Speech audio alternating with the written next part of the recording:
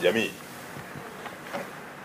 Kesho na kesho kutwa kuna mikusanyiko mikubwa tena hapa Dar es Salaam, na mikusanyiko hii itafanyika katika uwanja wa Taifa wa Benjamin Mkapa maarufu kama uwanja wa Lupaso, tarehe 25 mwezi wa 10 mwaka huu wa 25 majira ya saa 11 za jioni.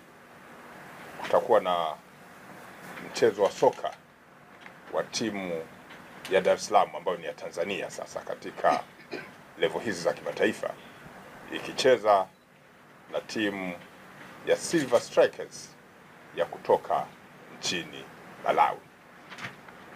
Mchezo huu umekusanya hisia tofauti kutoka kwa wapenzi wa soka kutokana na matokeo ya awali na